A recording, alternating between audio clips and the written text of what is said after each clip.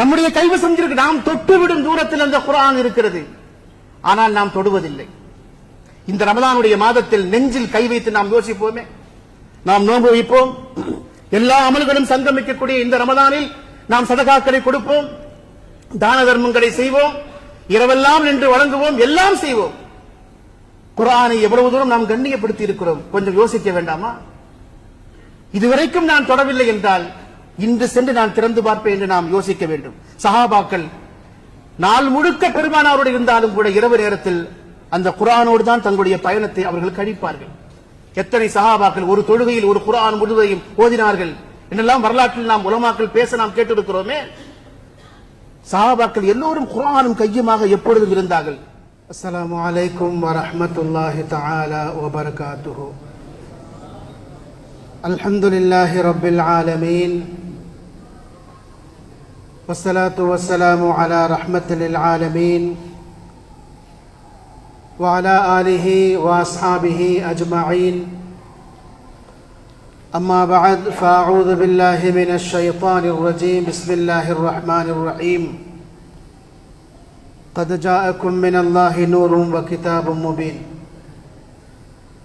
وقال نبينا رسول الله صلى الله عليه وسلم إن الذي ليس في جوفه شيء من القرآن كالبيت الخرب. صدق الله العظيم وصدق رسوله النبي الكريم ونحن على ذلك من الشاهدين والشاكرين والحمد لله رب العالمين. அளவற்ற அருளாளனும் நிகரற்ற அன்புடையவனுமாகிய எல்லாம் வல்ல அல்லாஹு ஜல்ல சுப்ஹானஹு வ தஆலா ஒருவனுக்கு எல்லா புகழும் உரித்தாகுக. ஸலாத்தும் ஸலாமும் நம் உயிரினும் மேலான தலைவர் முஹம்மதுர் ரசூலுல்லாஹ் ஸல்லல்லாஹு அலைஹி வஸல்லம் அவர்கள் மீதும், அந்த அண்ணலம் பெருமானார் ஸல்லல்லாஹு அலைஹி வஸல்லம் அவர்களுடைய அடிச்சுவற்றை வழுவாது பின்பற்றி வாழ்ந்த உத்தம சத்திய சஹாபா பெருமக்கள், தாபியீங்கள், தபஅ தாபியீங்கள், வலிமார்கள், நாதாக்கள், நல்லவர்கள், சுஹதாக்கள், குறிப்பாக இந்த மஜ்லிஸில் அமர்ந்திருக்கும் நம் அனைவர் மீதும் அல்லாஹுவின் அன்பும் அருளும் என்றென்றும் குறைவின்றி நிறைவாக பொழியட்டுமாக. நாமெல்லாம் மரணிக்கும் நேரத்தில் அஷ்ஹது அன் லா இலாஹ இல்லல்லாஹ் வ அஷ்ஹது அன்ன முஹம்மதன் அப்துஹு வ ரசூலுஹு என்ற திருக்கலிமாவை உதட்டளவில் அல்ல உள்ளத்தால் மொழிந்து மரணிக்கும் நசீபை அல்லாஹ் நம் அனைவருக்கும் தந்தருள்வானிப்பானாக. நம்முடைய வாழ்க்கையில் தெரிந்தோ தெரியாமலோ ஏற்பட்டுவிட்ட சிறிய பெரிய குற்றங்குறைகளை, பிழைகளை, பாவங்களை கருணைமிக்க ரப்புல் ஆலமீன் மன்னித்து அவனுடைய திரு பொருத்தத்தை பெற்ற சாலிஹான மக்களின் கூட்டத்தில் என்னையும் உங்களையும் சேர்த்தருள்வாரிப்பானாக. நம்மிடமிருந்து பிரிந்து சென்ற ரமதானுடைய முந்தைய நாட்களை அல்லாஹ் கபூல் செய்வானாக. இனி வரக்கூடிய நாட்களை சிஹத்தோடும் சலாமத்தோடும் ஆஃபியத்தோடும் அவன் பொருந்திக் கொள்ளுகிற முத்தகீன்களாக மாறும் விதமாக நம்முடைய ரமலானை அல்லாஹ் ஆக்கி அருள்வாரிப்பானாக. சென்னை மாவட்ட ஜமாஅத்துல் உலமா சபையின் சார்பாக சீரோடும் சிறப்போடும் வருடந்தோறும் நடைபெற்றுக் கொண்டிருக்கக்கூடிய திருக்குர்ஆன் மாநாட்டினுடைய இந்த ஆண்டு மஜ்லிஸின் மதிப்புக்குரிய தலைவர், செயலாளர், மாவட்ட வட்டார நிர்வாக பெருமக்கள், மேடையில் எனக்கு பின்னாலே உரையாற்றி இருக்கக்கூடிய சங்கைக்குரிய உஸ்தாதுமார்கள், ஆலிம் பெருமக்கள் அனைவருக்கும் சபையோருக்கும் மீண்டும் ஒரு முறை அஸ்ஸலாமு அலைக்கும் வரஹ்மத்துல்லாஹி தஆலா வபரகாத்துஹு. ரமலான் குர்ஆன் அருளப்பட்ட மாதம். ரமலானுக்கு என்ன சிறப்பு என்று அல்லாஹ் சொல்லுகிற பொழுது எல்லா ரமலான் மாதமும் நாம் ஓத கேட்கிற ஒரு வசனம், நம்முடைய உள்ளத்தில் ஆழமாக பதிந்த ஒரு வசனம், ஷஹ்ரு ரமலான் அல்லதி உன்சில ஃபீஹில் குர்ஆன் என்று சொல்லக்கூடிய வசனம். திருக்குர்ஆனே அதிகம் ஓதப்படக்கூடிய இந்த மாதத்தில் அதற்கென்று ஒரு விழா, அதற்கு சேவை செய்தவர்களுக்கு விருது வழங்கும் விழா, குர்ஆன் என்றென்றைக்கும் தொடர்ச்சியாக ஓதப்பட வேண்டும். அது போதிக்கிற வாழ்வியல் நெறி உம்மத்திற்கு நினைவூட்ட வேண்டும். அந்த குர்ஆனுடைய போதனைகள் இந்த மண்ணில் நிலைநாட்டப்பட வேண்டும் என்பதற்காக திருக்குர்ஆனுக்கு ஒரு விழா எடுக்கப்படுகிறது.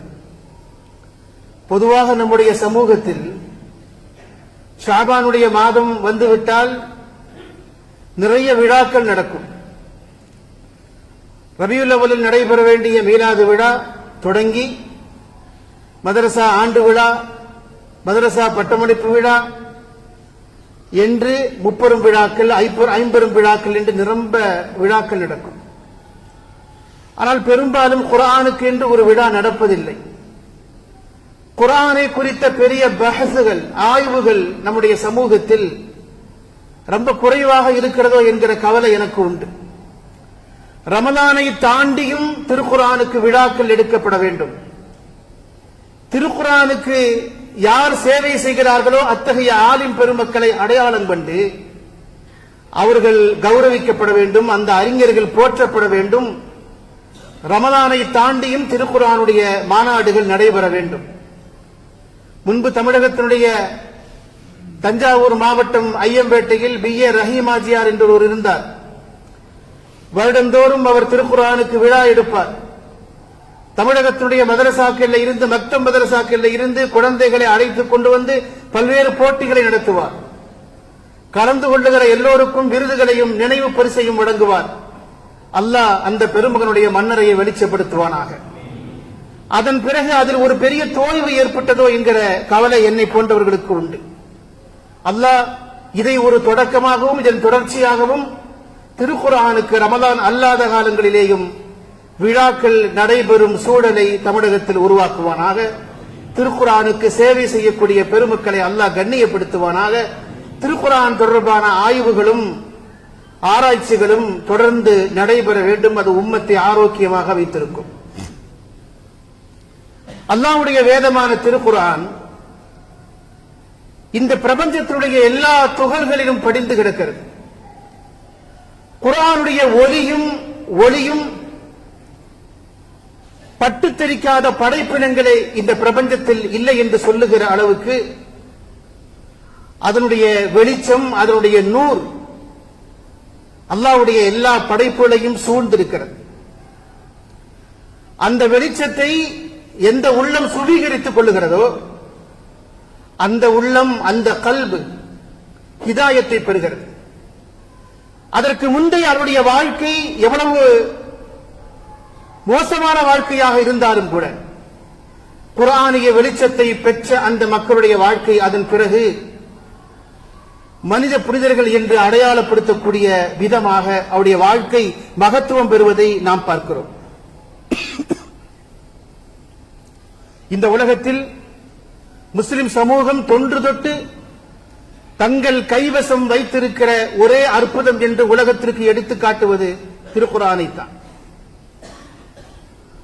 தங்களை பின்பற்றுகிற சமூகத்தை குர்ஆன் எல்லா நூற்றாண்டிலேயும் உயிர்ப்போடு வைத்திருக்கிறது. நபிகள் நாயகம் ரசூலுல்லாஹி ஸல்லல்லாஹு அலைஹி வஸல்லம் உடைய வருகைக்கு முன்பு அரபுலக மக்களை குறித்து வரலாற்று அறிஞர்கள் சொல்லப்படக்கூடிய வார்த்தைகள் ரொம்ப அநாகரிகமானவை. விமர்சனத்தின் உச்சகட்டத்தில் பேசப்பட்ட வார்த்தைகள். குர்ஆன் அருளப்படுவதற்கு முன்பு இந்த பூமியிலே வாழ்ந்தவர்கள், மக்காவில் வாழ்ந்தவர்கள் நாகரிகம் தெரியாதவர்கள், மனிதர்கள் என்று சொல்வதற்கு அருகதை இல்லாதவர்கள், காட்டுமிராண்டிகள் என்றெல்லாம் வரலாற்று அறிஞர்கள் அந்த யுகத்தை விமர்சனம் செய்தார்கள். டார்க் ஏஜஸ், இருண்ட யுகம் என்று சொன்னார்கள். அந்த யுகத்தில் தான் குர்ஆன் தன்னுடைய புரட்சியை நிகழ்த்தி காட்டியது. அந்த காலத்து மக்களுடைய உள்ளத்தில் அது குடியேறியது. மனங்களில் குடியேறி அந்த மனிதர்களை மனித புனிதர்களாக மாற்றியது. நபிகள் நாயகம் ரசூலுல்லாஹி ஸல்லல்லாஹு அலைஹி வஸல்லம் இந்த உலகத்தில் நிகழ்த்தி காட்டிய சாதனைகளை பட்டியலிடக்கூடிய மேற்கத்திய அறிஞர்கள் பல்வேறு சாதனைகளை பற்றி சொல்வார்கள். அதில் ஒன்று நபிகள் நாயகம் பாவம் செய்யாத ஒரு சமூகத்தை உருவாக்கினார் என்று சொல்வார். சின்லெஸ்னஸ் சொசைட்டி. புரொஃபசர் ஹாமில்டன் என்பவர் சொல்கிறார், பாவம் செய்யாத ஒரு சமூகத்தை நபிகளார் உருவாக்கினார்கள். பாவம் செய்வதற்கு அஞ்சுகிற, பாவம் செய்வதற்கு கூச்சப்படுகிறார். அப்படி ஒரு பாவம் நிகழ்ந்து விட்டால் அதற்குரிய தண்டனை எவ்வளவு கொடூரமாக இருந்தாலும் அதை இந்த உலகத்திலேயே பெற்றுவிட வேண்டும் என்று ரசூலுல்லாஹ்வுக்கு முன்னால் வந்து நிற்கக்கூடிய ஒரு உம்மத்தை நபிகள் நாயகம் உருவாக்கினார் என்று ஸல்லல்லாஹு அலைஹி வஸல்லமுடைய சாதனைகளை பற்றி சொல்வதுண்டு. அப்படி உருவானவர்கள் தான் சஹாபா பெருமக்கள். குர்ஆன் அவருடைய உள்ளத்தில், அவருடைய மனதில் அவர்கள் ஏந்தினார்கள். அவர்களை போன்ற மனித புனிதர்களை இந்த பூமியில் வேறு எங்கும் பார்க்க முடியாது. நான் அடிக்கடி சொல்லுகிற ஒரு நிகழ்ச்சி உண்டு. அவருடைய தாக்கம் இன்றைக்கு வரைக்கும் இருந்து கொண்டே இருக்கிறது. அமெரிக்காவின் கலிபோர்னியாவில் ஒரு பள்ளிக்கூடம், சின்ன பள்ளிக்கூடம், நர்சரி பள்ளிக்கூடம் புதிதாக திறந்து சின்ன குழந்தைகள் அந்த பள்ளிக்கூடத்திற்கு வருகிறார்கள். வகுப்பறை தொடங்கிவிட்டது. முதல் நாள் பிள்ளைகள் பயத்தில், அச்சத்தில், நடுக்கத்தில், ஒரு பதற்றமான சூழ்நிலையில் இருப்பார்கள். அந்த குழந்தைகளை சகஜ நிலைக்கு கொண்டு வருவதற்காக அந்த ஆசிரியை அந்த பிள்ளைகளை குறித்து அவரிடத்திலே அலாவுவார்.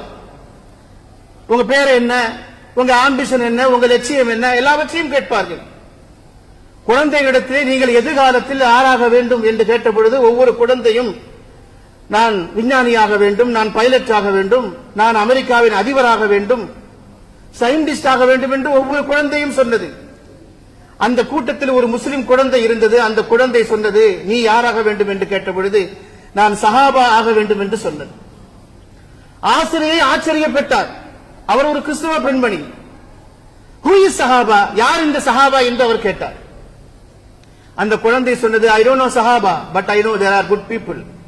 அவங்க யாருன்னு எனக்கு சொல்ல தெரியாது, ஆனா அவர்கள் சிறந்த மக்கள் என்று அந்த குழந்தை தனக்கு தெரிந்த மொழியில், மழலை மொழியில் பேசியது. அந்த ஆசிரியரின் உள்ளத்தில் இந்த கேள்வி குடைந்து கொண்டே இருந்தது.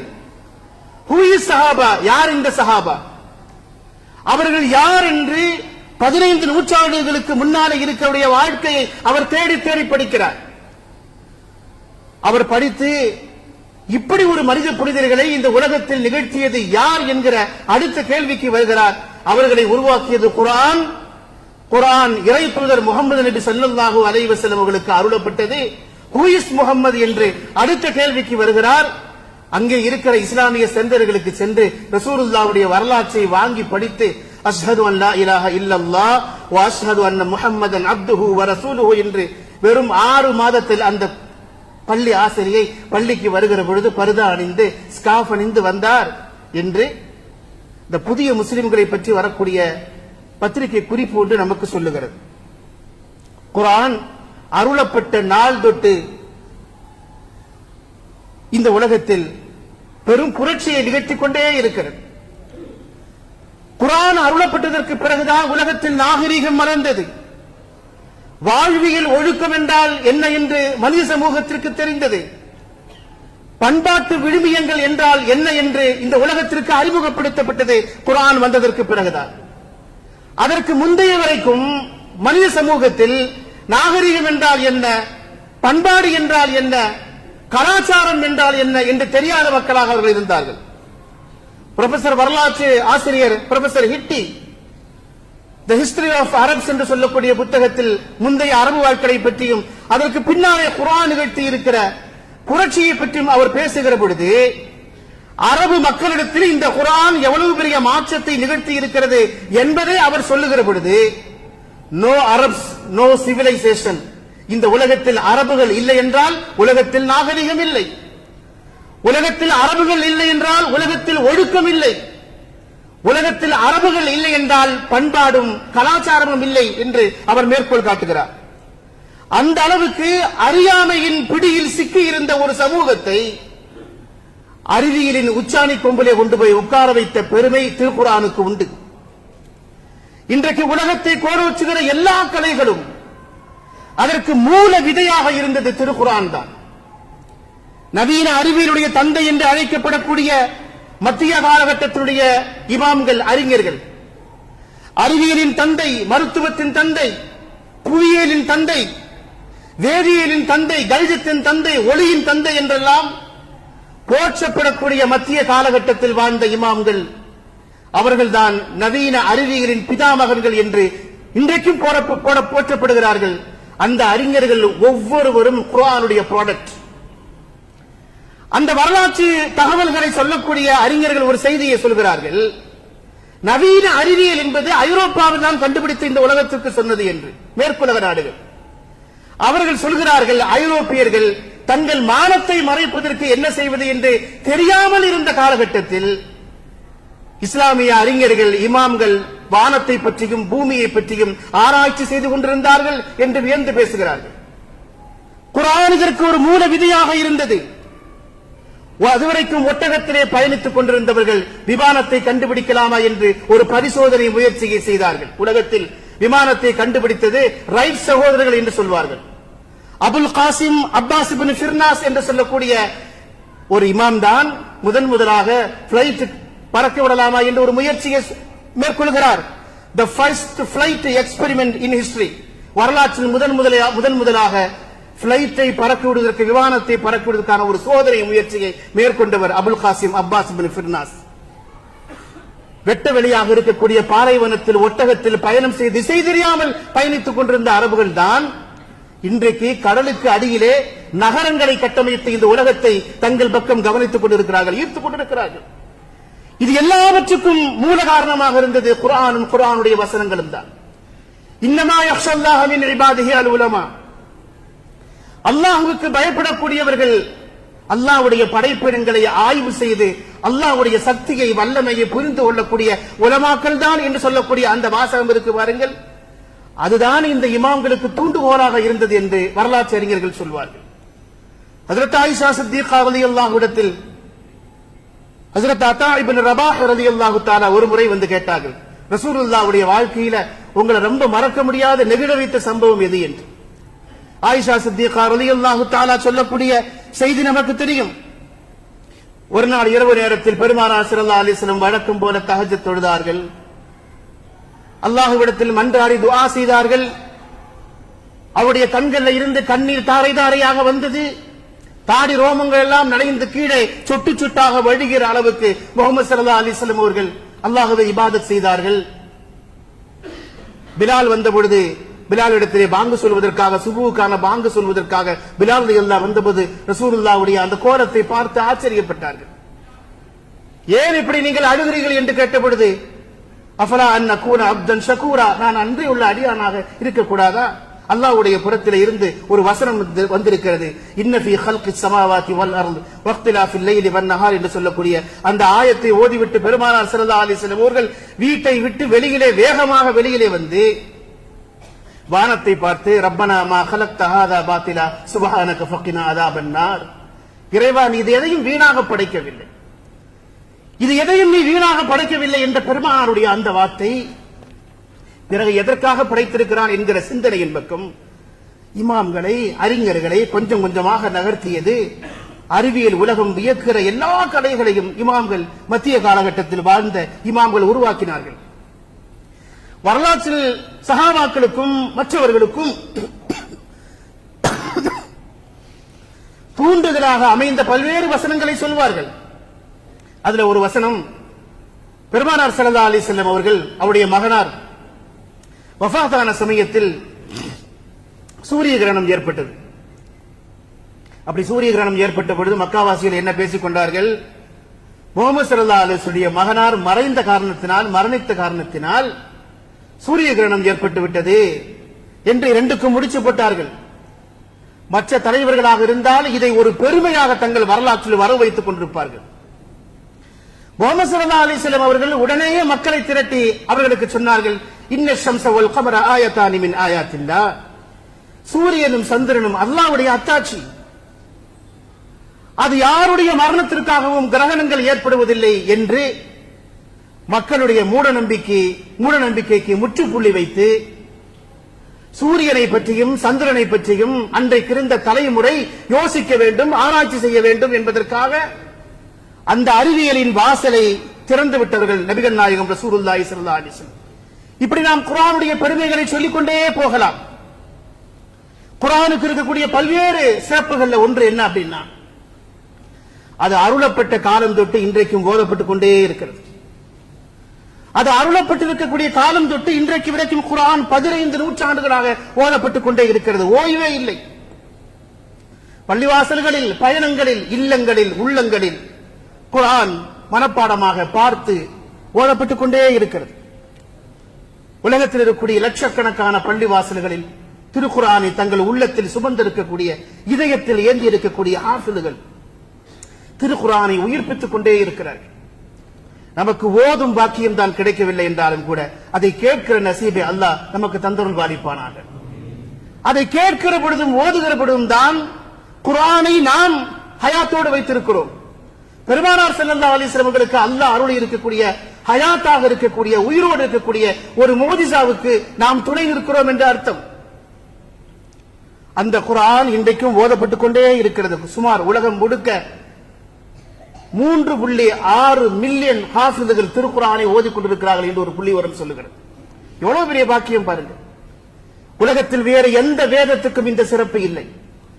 அதை உள்ளத்தில் ஏந்தியவர்கள், இதயத்தில் ஏந்தியவர்கள் அதை ஓதிக்கொண்டே இருக்கிறார்கள். வீடுகளில், பயணங்களில், விமானங்களில், ரயில் நிலையங்களில், எல்லா இடத்திலும் குர்ஆன் ஓதப்பட்டுக் கொண்டே இருக்கிறது. குர்ஆன் ஒரு வாழும் அற்புதம். வாழும் அற்புதம் மட்டுமல்ல, அது வாழ வைக்கும் அற்புதம். அது வாழ வைக்கும் அற்புதம். முந்தைய தலைமுறைகளை வாழ வைத்திருக்கிறது, இடைப்பட்ட தலைமுறைகளை வாழ வைத்திருக்கிறது. எதிர்காலத்தில் எல்லா தலைமுறைகளையும் குர்ஆன் வாழ வைத்துக் கொண்டே இருக்கும். குர்ஆன் நுழைய முடியாது என்று சொன்ன இடத்திலும் கூட குர்ஆன் உள்ளே எளிதாக நுழைந்து போய்விடும்.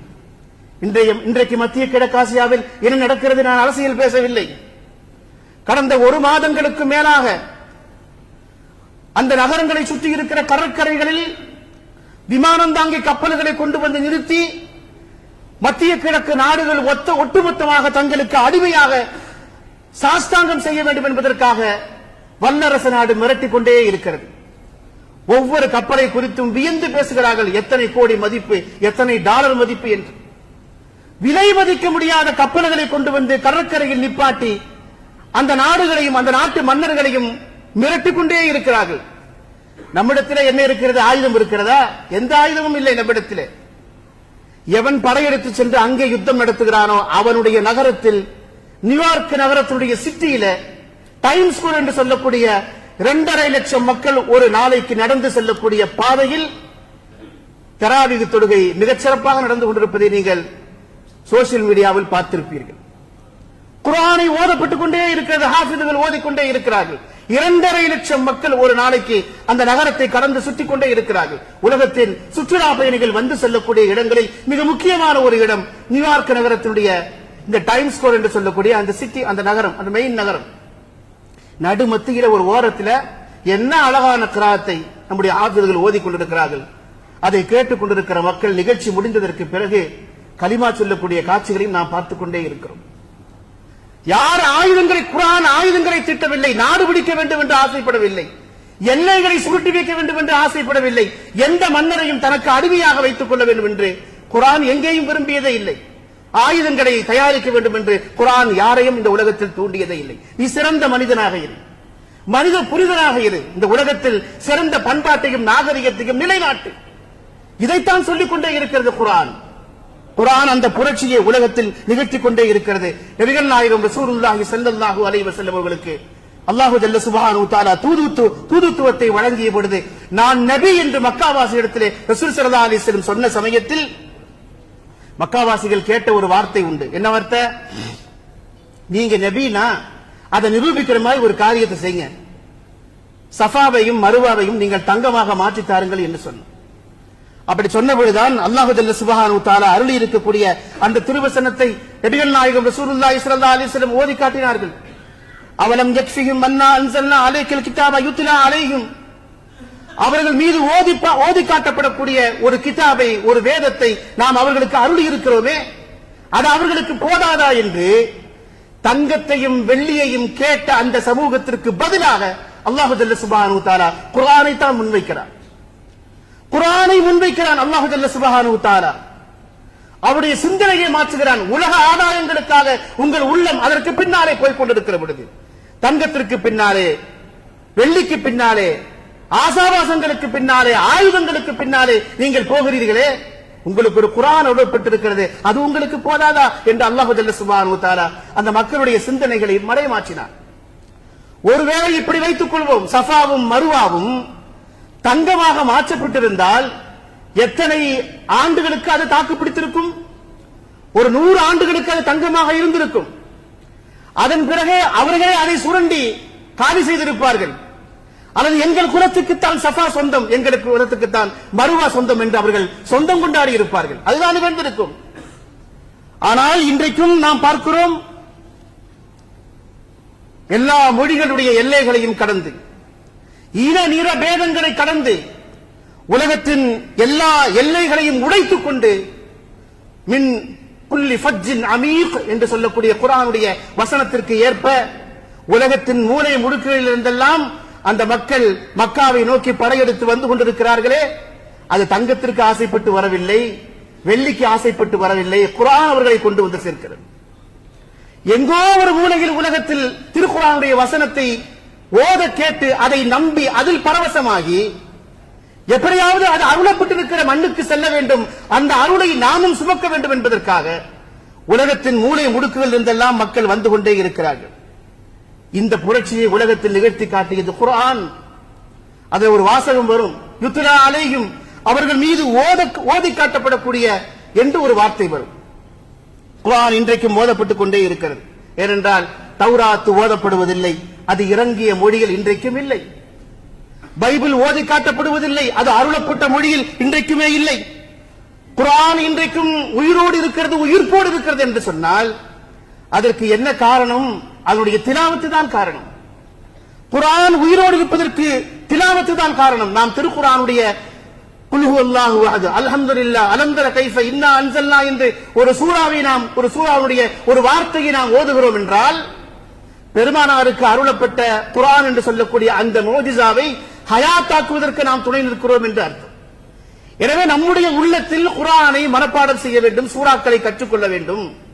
30-40 வருஷமா நான் தொடரங்க, எனக்கு தெரிஞ்சது குர்ஆன்ல 2 சூறா தான் சொன்னா அது என்ன நியாயம்? அது ஒவ்வொரு ரமதான் வருகிற பொழுதும் எனக்கு 5 சூறா தான் தெரியும், இந்த ரமதான் ஒரு 10 சூறாவாவது நான் மனப்பாடம் செய்துவிட வேண்டும் என்று உறுதிமொழி எடுங்கள். இது கூட தெரியாத தலைமுறையாக நம்முடைய தலைமுறை இருந்து கொண்டிருப்பதை நாம் பார்த்துக் கொண்டே இருக்கிறோம்.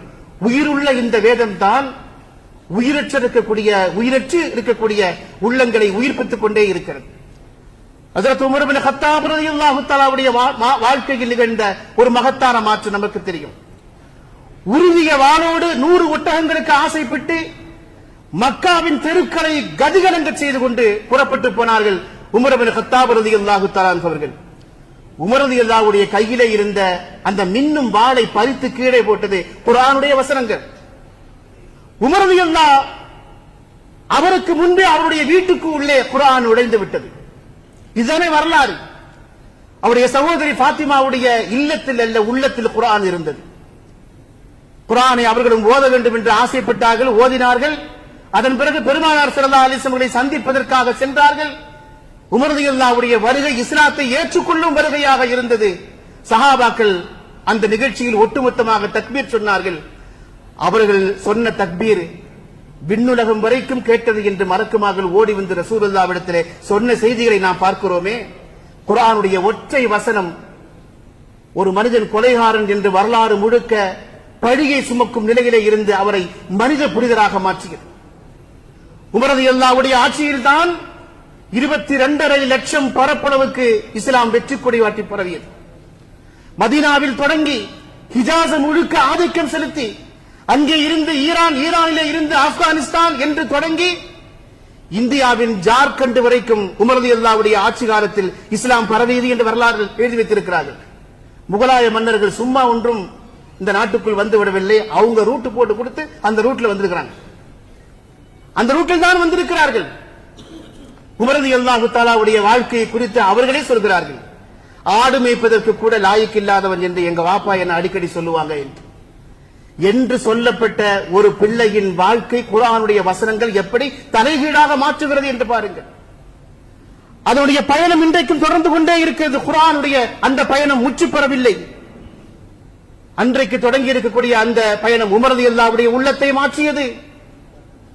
உமர் ரலியல்லாஹுடைய உள்ளத்தை மாற்றியதை போல அபூதருல் கிஃபாரி ரலியல்லாஹுடைய உள்ளத்தை மாற்றியது, ஃபுதைல் இப்னு இயாத் ரலியல்லாஹுடைய உள்ளத்தை மாற்றியது.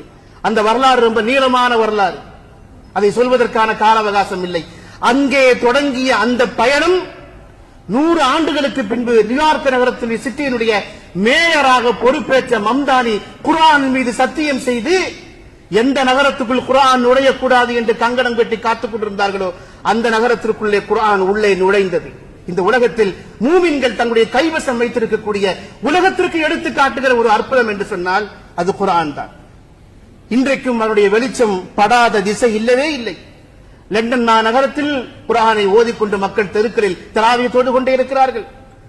ஜெர்மன் நகரத்தில் பிப்ரவரி மாதமே ரமலான் தொடங்குவதற்கு தொடக்கத்திலேயே அந்த நகரத்தை முழுவதுமாக அலங்காரம் செய்து விட்டார்கள். அங்கே இருக்கக்கூடிய ஒரு புகழ்பெற்ற நாத்திகர் நம்முடைய ட்விட்டர் பக்கத்தில் குறிச்சாரே, நான் ஒரு நாத்திகன் தான், எனக்கு பயமாக இருக்கிறது, ஜெர்மன் எதிர்காலத்தில் இஸ்லாமிய நாடாக மாறிவிடுமோ என்று எனக்கு பயமாக இருக்கிறது என்று சொன்னார். ஜெர்மன் நகரத்தினுடைய ஒரு நாத்திக நாடு என்று அறியப்படக்கூடிய ஜெர்மன் நகரத்தினுடைய தெருவீதி எங்கும் மக்கள் தராவிய தொழுகையிலே குர்ஆனை ஓதிக்கொண்டே இருக்கிறார்கள். எல்லா இடத்திலேயும் இந்த காட்சிகளை நாம் பார்த்துக் கொண்டே இருக்க முடியும். எல்லா இடத்திலேயும் ரீட் குர்ஆன் வித் டிரான்ஸ்லேஷன் என்கிற வண்ண விளக்குகளால் அலங்கரிக்கப்பட்ட விளம்பர பலகைகள் எல்லா இடத்திலேயும் வைக்கப்பட்டுக் கொண்டே இருக்கிறது. குர்ஆனுடைய அந்த ஓட்டம் நடந்து கொண்டே இருக்கிறது. பெருமக்களே, அப்படி குர்ஆனுடைய வளர்ச்சி என்பதும் அதனுடைய புரட்சி என்பதும் அதனுடைய பயணம் என்பதும் அது ஓதி காட்டு உலகத்தில் நிகழ்த்தக்கூடிய சாதனை என்பதும் அவருடைய பட்டியல் ரொம்ப நீளமானது. உலகத்தின் எத்தனை பெரும் பெரும் ஜாம்பவான்கள், அறிவியலாளர்கள், அறிவுஜீவிகள், சிந்தனையாளர்கள், பேராசிரியர்கள், மிக நீளமான ஒரு பட்டியல் எடுத்து பார்த்தோம் என்று சொன்னால் அவருடைய உள்ளத்தில் குர்ஆனுடைய ஒரே ஒரு சின்ன வசனத்தை ஏந்தினார்கள், இஸ்லாத்தை தழுவினார்கள். அவர்கள் ஹிதாயத்து கிடைத்தது. அந்த ஒளிப்பட்டவுடன் அந்த ஹிதாயத்து கிடைத்து விடுகிறது. தாங்கள் நம்புகிற வேதம் சிறந்ததா குர்ஆன் சிறந்ததா என்று ஒப்பிட்டு பார்ப்பதற்காக, எழுதுவதற்காக, அறிக்கைகளை தயாரிப்பதற்காக பேனாவும் பேப்பருமாக உட்கார்ந்திருந்த அறிஞர்கள் எல்லோரும் குர்ஆனுடைய வசனங்களில் சொக்கி போய் பேனாவை மூடி வைத்து விட்டு அஷ்ஹது அல்லா இலாஹ இல்லல்லாஹ் வ அஷ்ஹது அன்ன முஹம்மதன் அப்துஹு வ ரசூலுஹு என்று திருக்கலிமாவை சொன்ன வரலாற்றை நாம் இன்றைக்கும் பார்த்துக் கொண்டே இருக்கிறோம். ஜெர்மன் நாட்டினுடைய உலக புகழ்பெற்ற பேராசிரியராக அறியப்படக்கூடியவர் லியோபோல்டு வைஸ், அவர் முகம்மது அசது என்று ஆனார். அவரை அசதாக மாற்றியது குர்ஆனுடைய ஒற்றை வசனம், அல்ஹாக்கும் முத்தகாசுரு ஹத்தா சுருத்துமுல் மகாபிர் என்று சொல்லக்கூடிய ஒரு சின்ன துண்டு வசனம். அவர் முகம்மது அசதாக ஆனார். மேற்குலகத்தில் இஸ்லாம் பரவுவதற்கும் குர்ஆனை புரிந்து கொள்வதற்கும் மிகச்சிறந்த உந்து சக்தியாக முகம்மது அசது மாறினார். தன்னுடைய வாழ்க்கையில் 40 புத்தகங்களை எழுதினார். உலக புகழ் பெற்றது ரோட் டு மக்கா என்று சொல்லக்கூடிய புத்தகத்தை எழுதியவர் முகம்மது அசது. கேட் ஸ்டீவன்ஸ் என்று சொல்லக்கூடிய யூசுப் இஸ்லாம், திருக்குர்ஆனுடைய ஒற்றை வசனம் அவருடைய மனதை மாற்றியது. எல்லாம் மிக நீண்ட வரலாறுடைய அனுபவத்தை புத்தகமாக தொகுத்து வெளியிட்டிருக்கிறார்கள். சொல்வதற்கான கால அவகாசம் இல்லை. அல்ஹம்துலில்லாஹி ரப்பில் ஆலமீன் என்று சொல்லக்கூடிய ஒற்றை வசனம் அவருடைய உள்ளத்தை மாற்றியது. கேட் ஸ்டீவன்ஸாக, பாப் சிங்கராக அறியப்பட்டவர் பின்னாளில் யூசுப் இஸ்லாமாக இந்த உலகத்தில் கோலச்சிக் கொண்டே இருக்கிறார். காஷியஸ் கிளே என்று சொல்லக்கூடிய உலகத்தின் மிகச்சிறந்த குத்துச்சண்டை வீரர், தி கிரேட்டஸ்ட் முகம்மதியாக மாறியதற்கு குர்ஆனுடைய வசனங்கள் தான் காரணம். நம்முடைய தமிழகத்தை பொறுத்தவரையிலும் இது மாதிரி நிரம்ப வரலாறுகள் இருக்கிறது. நமக்கெல்லாம் தெரியும், நீரோட்டம் அடியார் என்று ஒருவர் இருந்தார். அந்த அடியார் அரசியலிலும் இலக்கியத்திலும் கோலோச்சிக் கொண்டிருந்தார். மிகச்சிறந்த ஒரு சொற்பொழிவாளராக அறியப்பட்டவர் நீரோட்டம் அடியார். எமர்ஜென்சி பீரியட் சிறையில் அடைக்கப்பட்டார். கடுமையான தொல்லைகளுக்கும் துன்பங்களுக்கும் ஆளாகி, அடி வாங்கி, உதை வாங்கி, காயங்களோடு அவரும் அவருடைய சகாக்களும் சிறையில் அடைக்கப்பட்டார்கள். என்ன செய்வது என்று தெரியாமல் அந்த இருட்டறையில் சிக்கியிருந்த அப்துல்லா அடியார் நடுநிசி நேரத்தில் தூக்கம் வராமல் அங்கும் இங்கும் விழித்துக் கொண்டிருந்த பொழுது அதே செல்லில் இன்னொரு இளைஞர் இருந்தான். அவனுடைய பெயர் சலீம். அவன் ஒரு குர்ஆனை படித்து பார்த்துக் கொண்டிருந்த தர்ஜுமாவை படித்துக் கொண்டிருந்தான். அவனிடத்தில் இவர் கேட்டார், அதை நான் படிக்கலாமா? தாராளமாக படிங்கள் என்ற இடத்திலே கொடுத்த பொழுது அவர் குர்ஆனை வாங்கி திறந்தவுடன் பார்த்த முதல் வசனம், ஃபலா தக்ஷௌஹும் வக்ஷௌனி, அவர்களுக்கு நீங்கள் பயப்படக்கூடாது, எனக்கு பயப்படுங்கள் என்று சொல்லக்கூடிய அந்த வசனம் கண்களில் பட்டது. அவருடைய உள்ளத்தில் குர்ஆனுடைய ஒற்றை வசனம் உள்ளே ஏறியதற்கு பிறகு, சிறையிலே இருந்து வெளியே வந்ததற்கு பிறகு அதுவரைக்கும் அரசியலிலும் இலக்கியத்திலும் கோலோச்சி இருந்த நீரோட்டம் அடியார் அப்துல்லா அடியார் என்று மாறினார். நான் காதலிக்கும் இஸ்லாம் என்ற ஒரு புத்தகத்தை எழுதினார். நமக்கு தெரியும், உலகத்தின் 22 மொழிகளில் அது மொழிபெயர்க்கப்பட்டது. அன்றைக்கு இருந்த பாகிஸ்தான் அதிபர் ஜியாவுல் ஹக் அந்த புத்தகத்தை உருதுவிலே படித்துவிட்டு அவரை அங்கே அழைத்து பாராட்டினார். எல்லை கடந்து சென்று ஒரு பாராட்டை பெற வேண்டும் என்று சொன்னால் நீரோட்டம் அடியாரை அப்துல்லா அடியாராக மாற்றியது குர்ஆனுடைய ஒரே ஒரு துண்டு வசனம். எங்களுக்கு எல்லாம் தெரியும், வேலூரில் ஓதிக்கொண்டிருக்கிற பொழுது வடார்காடு மாவட்டத்தினுடைய எல்லா தெருக்கள் எங்கு பார்த்தாலும் கடவுள் மறுப்பு கொள்கை பிரச்சாரம் நடக்கும். ரொம்ப அற்புதமாக ஒருவர் பேசுவார். பேச்ச கேட்டுக்கிட்டே இருக்கலாம். சென்னை தமிழ்ல, வடார்காடு தமிழ்ல பேசிக்கிட்டே இருப்பார். நக்கலும் நையாண்டியும் கேலியும் கிண்டலும் கலந்து இறை மறுப்பை பற்றி வலியுறுத்தி பேசிக்கொண்டே இருப்பார். அவர் பின்னால் இஸ்லாத்திற்கு வந்தார். பெரியாதாசன் என்று சொல்லக்கூடிய அப்துல்லா அடியார். என்ன காரணம்? திருக்குர்ஆனுடைய ஒரே ஒரு வசனம், திருக்குர்ஆனுடைய ஒரே ஒரு வசனம் அவரை மாற்றியது. இப்படி நாம் நிறைய சொல்லிக் கொண்டே போகலாம். நமக்கெல்லாம் தெரிந்த யுவன் சங்கர் ராஜா முகமது காலிக்காக அப்துல் காலிக்காக மாறினாரே, திருக்குர்ஆனுடைய ஒற்றை வசனம். அவர்களை மாற்றியது குர்ஆனுடைய வசனங்கள் தான். இப்படி நாம் நிறைய செய்திகளை சொல்லிக் கொண்டே போக முடியும். இன்றைக்கு உலகத்தில் மேற்கத்திய நாடுகளை, கிட்டத்தட்ட மேற்கத்திய நாடுகளில் 30 மில்லியன் மக்களை குர்ஆனை எடுத்து பார்க்க வேண்டும் என்று தூண்டியவர்கள் கஸ்ஸாவிலே இருக்கக்கூடிய மக்கள். இவ்வளவு போராட்டங்களுக்கு பின்னாலும், அடிகளுக்கு பின்னாலும், தாக்குதலுக்கு பின்னாலும், வாழ்வாதாரங்களை இழந்ததற்கு பின்னாலும், குடியிருப்புகளை அழிந்ததற்கு பின்னாலும், தன்னந்தனி நபராக ஒரு எல்லையில இருந்து மறு எல்லை வரைக்கும் மூட்டை முடிச்சுகளோடு 2.5 வருடங்கள் நடந்து கொண்டே இருந்தார்களே, அந்த மக்களுடைய வாயிலே இருந்து வந்த வார்த்தை ஹஸ்புனல்லாஹு வ நிஅமல் வக்கீல் என்று சொல்லக்கூடிய வார்த்தை தான். ஏன் இப்படி இவர்களுக்கு இப்படி ஒரு மனோதைரியம், எப்படி இந்த மன உறுதி இவர்களுக்கு கிடைக்கிறது என்று மேற்கத்திய நாடுகளில் 30 மில்லியன் மக்கள் குர்ஆனை புரட்டுவதற்கு கஸ்ஸா மக்களுடைய அந்த ஈமானும் குர்ஆன் உடைய உள்ளத்தில் இருந்த அந்த வாசகங்களும் காரணம் என்பதை நாம் பார்க்கிறோம். ரமலான் தொடங்குவதற்கு 2 நாட்களுக்கு முன்பு பிரிட்டன் நாட்டை சேர்ந்த ஒரு ராப் இசை பாடகர், அவருடைய பெயர் சென்ட்ரல் சி, நீங்க கூகுள் அடிச்சு பார்த்தா தெரியும். ரமலானுக்கு 2 நாளைக்கு முன்னாடி அவர் இஸ்லாத்திற்கு வந்தார். அவர் ஒரு கச்சேரியில இந்த செய்தியை சொல்றாரு, நான் இஸ்லாத்தை ஏத்துக்கிட்டேன் அப்படின்ட்டு. அவர் சொல்றாரு, ஒரு கோலத்தை பார்க்க முடியல, மேனி எங்கும் படங்கள் வரையப்பட்டிருக்கிறது, அந்த டாட்டு என்று சொல்லக்கூடிய அந்த படங்கள் எல்லாம் வரைஞ்சிருக்கிறாரு. அங்கங்க சின்ன சின்னதா முத்துக்கள் எல்லாம் கோர்த்து அவர் பாடிக்கொண்டிருக்கிறார். பாடலுடைய ஊடாக ரசிகர்களை பார்த்து நான் கன்வெர்ட் ஆயிட்டேன் அப்படின்றார். நிகழ்ச்சி முடிந்ததற்கு பிறகு ஒரு யூடியூபருக்கு அவர் பேட்டி கொடுக்கும் பொழுது, நீங்க எப்படி இஸ்லாத்துக்கு வந்தீங்கன்னு கேட்ட பொழுது அவர் சொன்னார், அஊது பில்லாஹி மினஷ் ஷைத்தானிர் ரஜீம் என்று சொல்லக்கூடிய ஒற்றை வசனம் இஸ்லாத்தை ஏற்றுக்கொள்வதற்கு காரணமா இருந்துன்னு சொல்றார். நான் தெரியாமல் இந்த பாவத்தில் விழுந்து விட்டேன், இப்படி ஒரு தீமையில் நான் விழுந்து விட்டேன். என் வாழ்க்கை முழுவதும் இப்படி இசையோடும் கூத்தோடும் கும்மாளத்தோடும் கடந்துவிடக் கூடாது. இந்த பாவத்திலே இருந்து எப்படி வெளியிலே வருவது என்று நான் தெரியாமல், ஒரு சின்ன ஹோல் கிடைக்குமா, ஒரு சின்ன பாதை கிடைக்குமா, ஒரு சின்ன துவாரம் கிடைக்குமா, வெளியிலே இருந்து வருவதற்கு நான் தேடிக்கொண்டே இருந்தேன். என்னுடைய சகோதரர் ஒருவர், இஸ்லாமிய சகோதரர் ஒருவர் ஒரு முறை குர்ஆனை ஓதுகிற பொழுது அஊது பில்லாஹி மினஷ் ஷைத்தானிர் ரஜீம் என்று ஓதினார். என்ன பொருள் என்று கேட்டேன். எடுத்தறியப்பட்ட, தூக்கி வீசப்பட்ட ஷைத்தானுடைய பிடியிலே இருந்து இறைவா என்னை காப்பாற்றுவாயாக என்று அதற்கு பொருள் சொன்னார். இஸ்லாத்தில் இப்படியும் ஒரு வார்த்தை இருக்கிறதா, நான் மெய் சிலிர்த்து போனேன். அந்த வார்த்தை என்னை இஸ்லாத்தில் கொண்டு வந்தது என்று சொன்னார். கொஞ்ச நஞ்ச பேர் இல்ல, நான் கிட்டத்தட்ட ஒரு 200 பேருடைய பட்டியலை எடுத்து வச்சிருக்கிறேன். 1-2 பேர் இல்ல. அவர்களுடைய உள்ளங்கள் மாறுவதற்கு என்ன காரணம் என்றால், உலகத்தில் 2.5 வருடங்களாக சோதனைகளை சந்தித்துக் கொண்டிருந்த அந்த மக்கள் குர்ஆனை அந்த மக்களுக்கு ஓதுவதன் விளைவாக குர்ஆனை உலகெல்லாம் ஏற்றுமை செய்து கொண்டே இருந்தார்கள். ஒரு செய்தியை சொல்லி நிறைவு செய்கிறேன். கடுமையான தாக்குதல் தொடுக்கப்படுகிறது. வீடுகளை இழந்து விட்டார்கள். 12 வயது ஒரு சிறுவன், அவனை மருத்துவமனைக்கு கொண்டு வருகிறார்கள். அவனுடைய கை குண்டு தாக்குதலில் அருந்து தொங்குகிறது. அவனுக்கு அறுவை சிகிச்சை செய்ய வேண்டும். ஒன்று அவனுடைய கையை அகற்ற வேண்டும், அல்லது அந்த கையோடு வைத்து தைக்க வேண்டும். எப்படி அறுவை சிகிச்சை செய்வதாக இருந்தாலும் இது ஒரு பெரிய ஆபரேஷன். அதனால அவனுக்கு ஒரு மயக்க ஊசி கொடுக்க வேண்டும். ஏற்கனவே மருத்துவமனைகள் தாக்கப்பட்டிருக்கிறது. மருந்து இல்லை, ஐசியூ இல்லை, எதுவுமே இல்லை. எதுவும் இல்லாத நிலையில் அனஸ்தீசியா என்று சொல்லக்கூடிய மருந்தை இந்த சிறுவனுக்கு எப்படி கொடுப்பது என்று மருத்துவர்கள் யோசித்துக் கொண்டிருக்கிறார்கள்.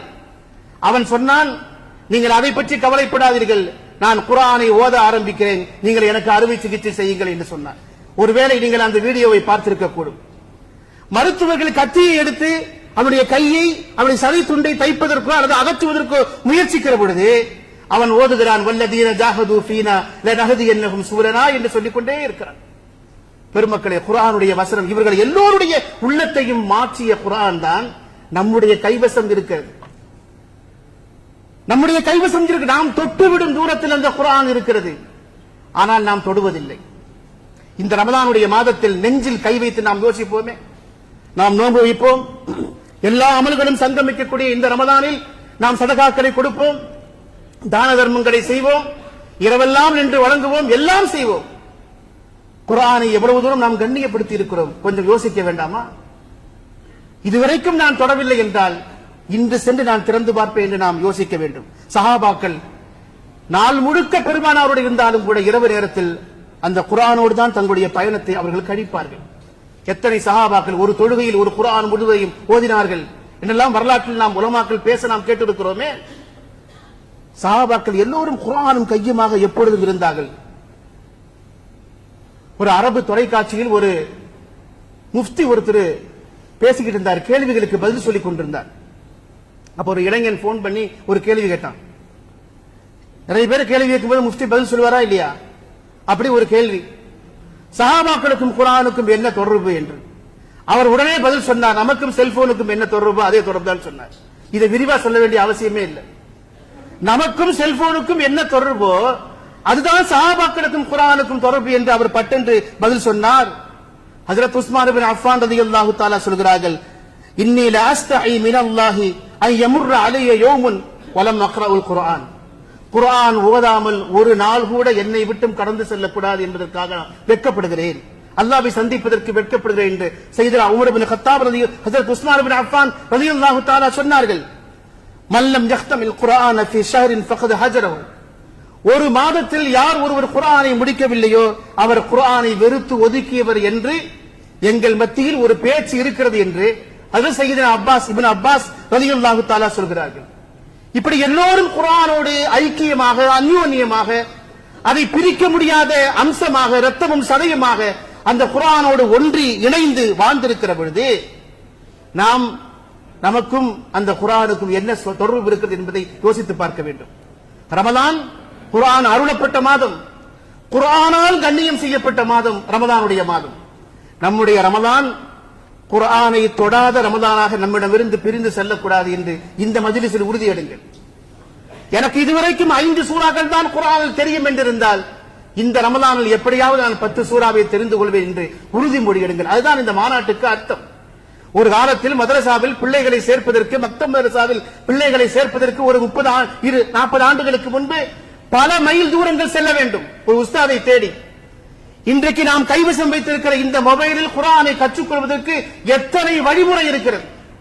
உலகம் முழுக்க இருக்கிற ஹாஃபிதுகள் ஓதக்கூடிய குர்ஆனை துண்டு துண்டாக சின்ன சின்னதாக அழகிய குரல் வளத்தில் அதை பதிவு செய்து வெளியிட்டுக் கொண்டே இருக்கிறார்கள். அதற்குரிய ஆப்புகள் நம்மிடத்தில் இருக்கிறது. மிக எளிதாக நாம் குர்ஆனை கற்றுக்கொள்ள முடியும்.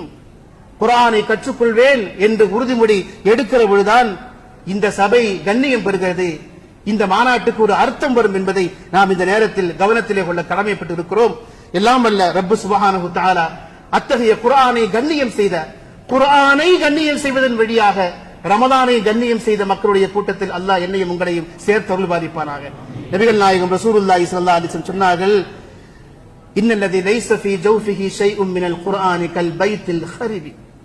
யாருடைய உள்ளத்தில் குர்ஆனுடைய ஒரு சின்ன பகுதி கூட இல்லையோ அவனுடைய உள்ளம் பாழடைந்திருக்கிற உள்ளத்தை வீட்டை போல என்று பெருமானார் ஸல்லல்லாஹு அலைஹி வஸல்லம் சொன்னாங்க.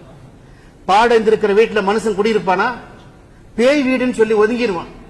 எங்காவது அப்படி ஒரு வீடு இருந்தா இந்த வீடா வேணாப்பா, 5 வருஷத்துக்கு முன்னாடி யாரோ உள்ள விஷம் குடிச்சு இறந்து போயிட்டாங்க, அதுக்கப்புறம் யாருமே வரல, நம்மளே கதை கட்டி விட்டுருவோம். பாடைந்த வீட்டுக்கு சமூகத்தில் இதுதான் மரியாதை என்றால் குர்ஆனை ஏற்றுக்கொள்ளாத, அங்கீகரிக்காத, ஓதாத, அதை நினைத்து பார்க்காத, அதை ஏந்தாத, சுமக்காத இந்த உள்ளம் அல்லாஹ்விடத்தில் என்ன மதிப்பை பெறும் என்பதை நானும் நீங்களும் இந்த சபையில் யோசித்து பார்க்க வேண்டும். எல்லாம் வல்ல ரப்பு சுப்ஹானஹு வ தஆலா குர்ஆனுக்கு கண்ணியம் செய்த பெருமக்கள் கூட்டத்தில், குர்ஆனுக்கு கண்ணியம் செய்வதன் வழியாக ரமலானை கண்ணியம் செய்த மக்களின் கூட்டத்தில் என்னையும் உங்களையும் சேர்த்து அருள்பாலிப்பானாக. குர்ஆனுக்கு கண்ணியம் செய்வதன் வழியாக இந்த உலகத்தில் தன்மானத்தோடு வாழக்கூடிய சிறந்த மக்களாக சஹாபாக்களைப் போல நம்முடைய வாழ்க்கையை அல்லாஹ் ஆக்கி அருள்பாலிப்பானாக. வாஹிர் தஅவானா அல்ஹம்துலில்லாஹி ரப்பில் ஆலமீன். அஸ்ஸலாமு அலைக்கும் வரஹ்மத்துல்லாஹி தஆலா வபரகாத்துஹு.